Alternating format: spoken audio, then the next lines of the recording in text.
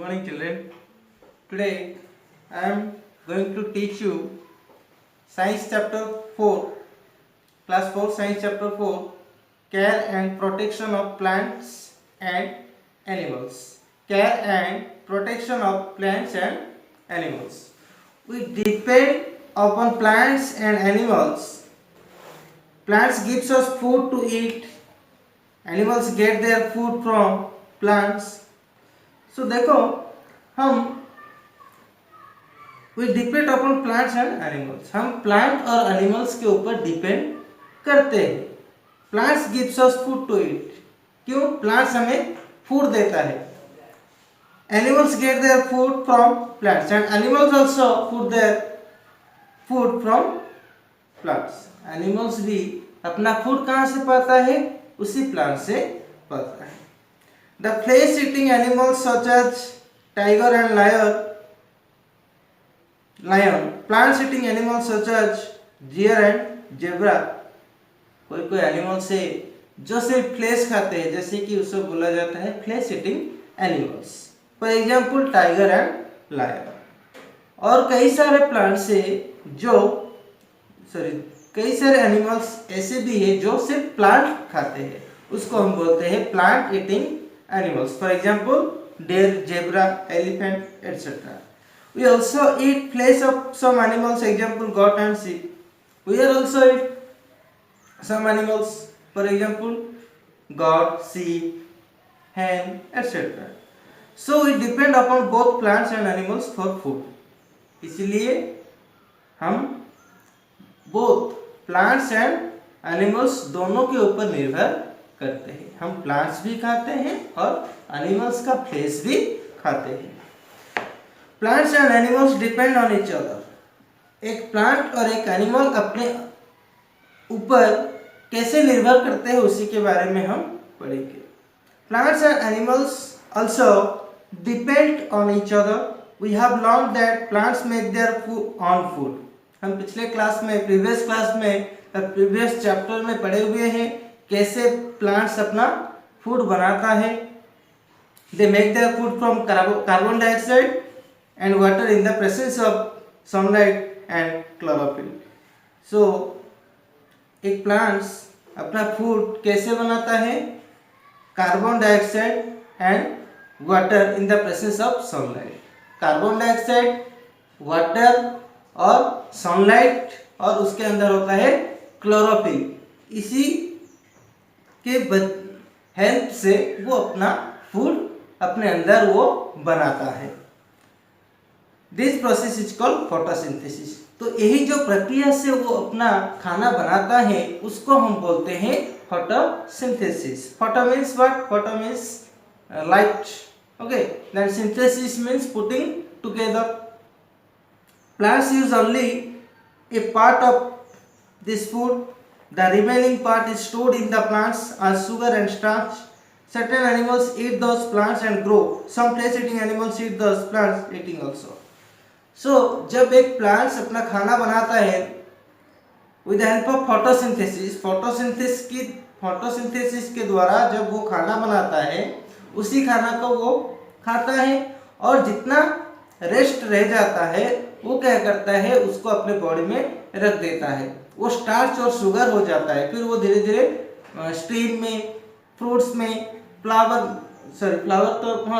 में भी, और रूट्स में, ऐसे कई सारे पार्ट्स में चला जाता है, और उसी पार्ट्स को हम खाते हैं.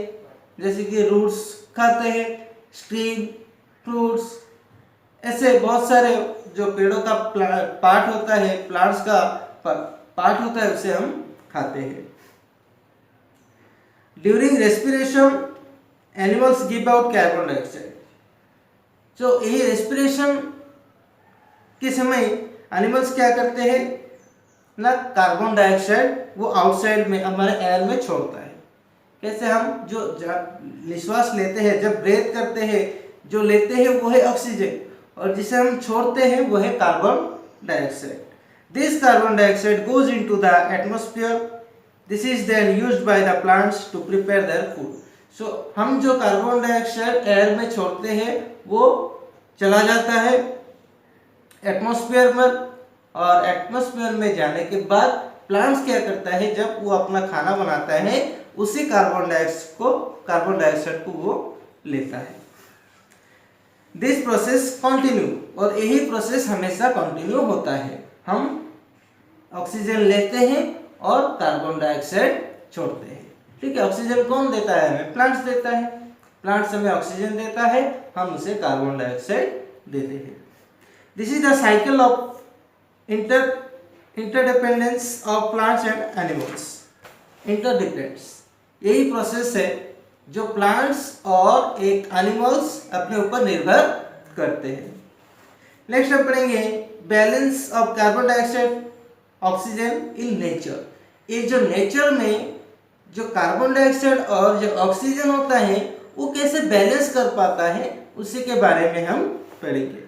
We know that all human beings and animals cannot live without air. The air we breathe contains oxygen. All living beings take in oxygen and give out carbon dioxide.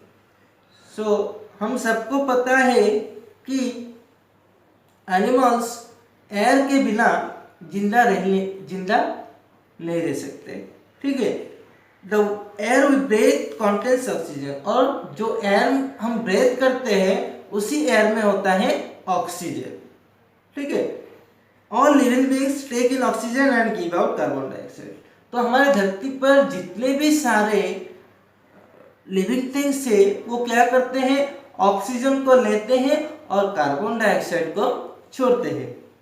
If this process continues, all the oxygen in the atmosphere would be consumed and the atmosphere would have only carbon dioxide. अगर एक process चलता रहा तो क्या होगा? Oxygen खत्म हो जाएगा और सिर्फ कार्बन डाइऑक्साइड रहेगा। In the absence of oxygen, no animals or no human beings could survive. We cannot remain alive without oxygen. अगर ऑक्सीजन खत्म हो गया, ठीक है, अगर ऑक्सीजन खत्म हो गया तो क्या होगा? जितने भी सारे एनिमल्स हैं, जितने भी ह्यूमन बींग्स हैं, वो जिंदा नहीं रह सकते, वो सब मर जाएंगे, वो सरवाइव नहीं कर पाएंगे। And we cannot remain alive without oxygen, और ऑक्सीजन के बिना हम रह नहीं सकते, मर जाएंगे। This is due to the presence of green plants on earth. इसलिए जरूरी है हमारे अर्थ में ग्रीन प्लांट्स की। अगर ग्रीन प्लांट्स रहेगा तो एटमॉस्फेयर में ऑक्सीजन मौजूद रहेगा। The green plants play an important role to maintain oxygen in air. ठीक है, जितने भी सारे ग्रीन प्लांट हैं, इसी ग्रीन प्लांट के वजह से हमारे जो एयर है, हमारे जो एटमॉस्फेयर है, उस एटमॉस्फेयर में ऑक्सीजन को वो बैलेंस कर पाते हैं। ठीक है, अगर ग्रीन प्लांट्स नहीं होगा तो फिर हम ऑक्सीजन उस मात्रा में नहीं पाएंगे। The plants absorb carbon dioxide and give out oxygen. Plants क्या करता है? एयर में से वो कार्बन डाइऑक्साइड को ले जाता है और ऑक्सीजन को छोड़ता है। Hence we can say that plants maintain the balance of oxygen and carbon dioxide. इसीलिए हम कहते हैं कि प्लांट्स क्या करता है ना, हमारे एटमॉस्फेयर में जो ऑक्सीजन और कार्बन डाइऑक्साइड है उसे मेंटेन करके रखता है। क्यों? क्योंकि वो जब कार्बन डाइऑक्साइड लेता है तो वो ऑक्सीजन को छोड़ देता है, इसी तरह वो मेंटेन करके रखता है।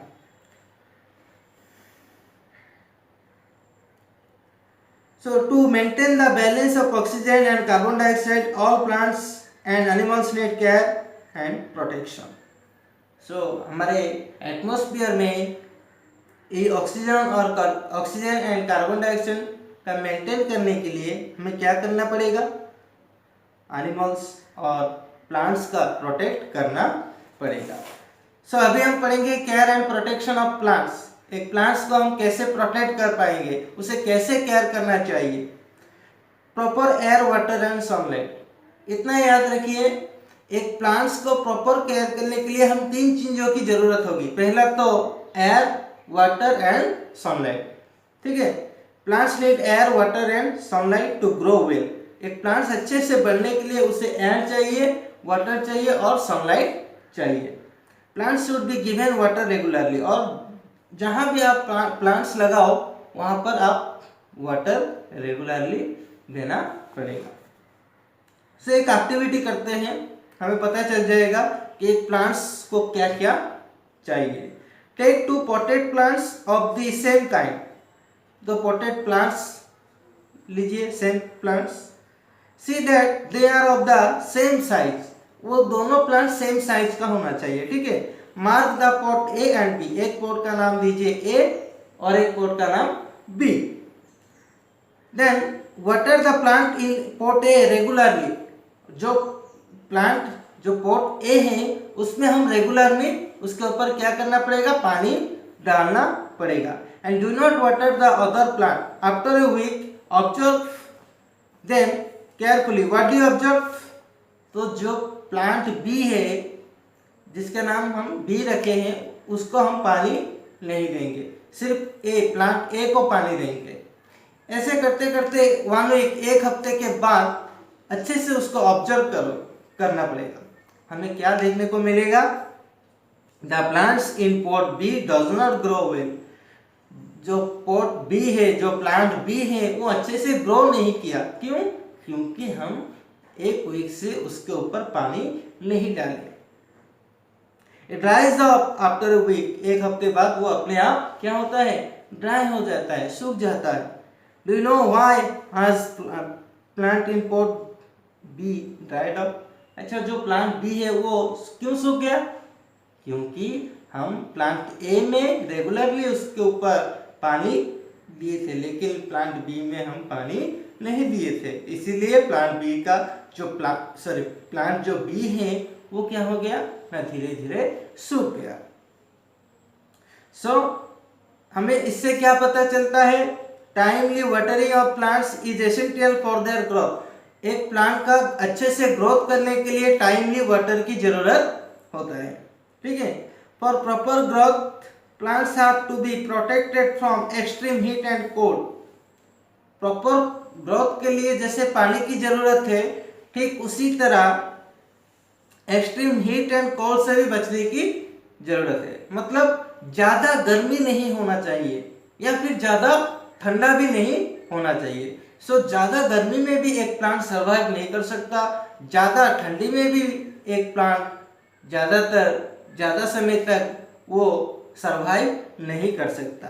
The dry season is also harmful for the growth of the plants. और ड्राई सीजन में भी, जब बारिश नहीं होगा तभी भी एक प्लांट्स अच्छे से ग्रोथ नहीं कर सकता। Many plants die in the long dry season। सो जब बारिश नहीं होता, ड्राई सीजन होता है, सूखा सूखा रहता है हर जगह, उस सीजन में प्लांट्स ज्यादा देर तक जिंदा नहीं रह पाते। क्यों? क्योंकि वहां बारिश नहीं होता, ड्राई सीजन में बारिश नहीं होता। In northern India some plants are damage due to severe cold. North India में बहुत कोल्ड होता है, बहुत ठंडा होता है, वहां पर बहुत सारे प्लांट्स डैमेज हो जाते हैं। क्यों? बहुत जो ठंडा वो सह नहीं पाते, ठीक है। Plants need manuring and proper soil. Plants को और क्या क्या जरूरत होता है? मैन्योरिंग और proper soil. Plants need minerals and right kind of soil. Plants को अच्छे अच्छे मिनरल्स की जरूरत होता है और डिफरेंट काइंड का सॉइल का भी उसका जरूरी होता है। The minerals are supplied to the plants through manure और फर्टिलाइजर्स। तो ये मिनरल्स कैसे आएगा? फर्टिलाइजर डाल के, मैन्योर लाइक फर्टिलाइजर, जैसे कि दुकान में मिलता है, ठीक है, बहुत सारे fertilisers. If plants do not get proper minerals that time, अगर प्लांट्स को ठीक से मिनरल्स नहीं मिलेंगे तो वो फिर मर जाएगा। Plants need protection against paste and disease. Plants को बहुत सारे डिजीज भी होता है और उनको कीटाणु भी लग जाते हैं, कीड़ा, उससे भी उसको बचाना पड़ेगा। कैसे? Pests and disease cause harm to the plants. अगर एक प्लांट में कीड़ा लग गया या फिर उसको डिजीज हो गया तो फिर भी उस प्लांट को बहुत हार्म होगा। Insects damage the plants, their leaves, even their flowers and fruits. एक इंसेक्ट क्या करता है, एक प्लांट्स का फ्रूट, फ्लावर और जो लीव्स होता है उसको पूरा डैमेज कर पाता है। To protect plants from those harmful insects, the plants should be sprayed with some pesticide and insecticides. So इसी इंसेक्ट से प्लांट्स को बचाने के लिए हमें प्लांट्स के ऊपर क्या देना पड़ेगा, इंसेक्टिसाइड्स एंड पेस्टिसाइड्स स्प्रे करना पड़ेगा। Those kill pest and insect। इससे क्या होगा ना, जितने भी इंसेक्ट है उसको वो खत्म कर देगा। Stored grains and other crops are damaged by moles, insects, rats and other pests। तो जितने भी सारे हमारे ग्रेन्स होते हैं जो स्टोर होते हैं प्लांट्स के अंदर, वो सब क्या करते हैं ना, डैमेज हो जाता है। ठीक है, वो इंसेक्ट, रैट ये सब डैमेज कर देते हैं। Those are to be protected by insecticides and pesticides। इसलिए इंसेक्ट को या फिर रैट को और भी कई सारे छोटे छोटे जानवर होते हैं उससे बचाने के लिए हमें क्या चाहिए, इंसेक्टिसाइड्स एंड पेस्टिसाइड्स। ठीक है, नेक्स्ट क्लास में हम पढ़ेंगे, पार्ट 2 में पढ़ेंगे हम प्रोटेक्शन ऑफ फॉरेस्ट। ठीक है।